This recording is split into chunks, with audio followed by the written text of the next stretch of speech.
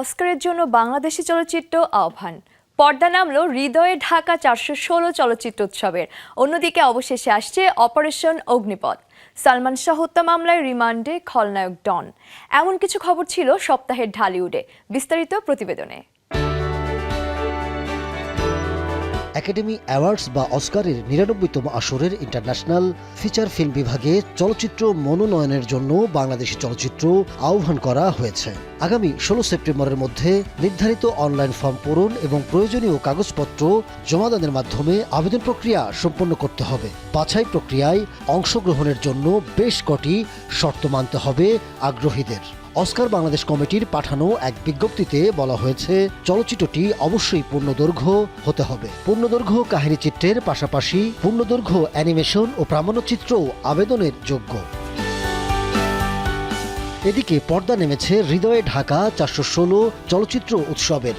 ঢাকার ইতিহাস, ঐতিহ্য আর সাংস্কৃতিক বৈচিত্র্যকে নতুন প্রজন্মের সামনে তুলে ধরতে ২২ অক্টোবর থেকে শুরু হয়ে সপ্তাহব্যাপী চলেছে এই উৎসব। ঢাকা দক্ষিণ সিটি কর্পোরেশনের উদ্যোগে আয়োজিত এই উৎসবে প্রদর্শিত হয়েছে ঢাকায় চলচ্চিত্রের ইতিহাসে ১৩টি উল্লেখযোগ্য সিনেমা।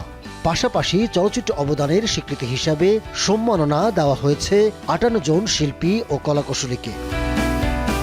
অন্যদিকে অবশেষে আসছে অপারেশন অগ্নিপথ। বহুল আলোচিত অ্যাকশন থ্রিলার সিনেমাটি সব রকম জটিলতার মেঘ কেটে আসছে পর্দায়।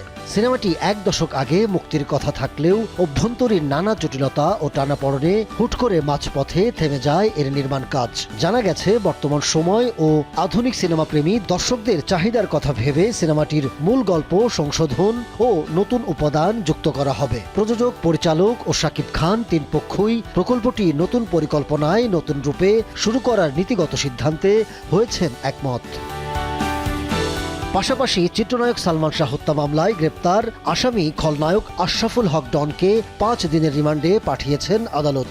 ২৭ আগস্ট তদন্ত কর্মকর্তার ৭ দিনের রিমান্ড আবেদনের উপর শুনানি শেষে ঢাকার মেট্রোপলিটন ম্যাজিস্ট্রেট জুয়েল রানার আদালত এ আদেশ দেন। এর আগে গত ২০ আগস্ট মামলার তদন্ত কর্মকর্তা সিআইডির পুলিশ পরিদর্শক মোহাম্মদ মুজিবুর রহমান ডনের ৭ দিনের রিমান্ড আবেদন করেন। ওই আবেদনের শুনানির জন্য ২৭ আগস্ট দিন ধার্য করেছিলেন আদালত। Ahmed Tauquir, showbiz tonight.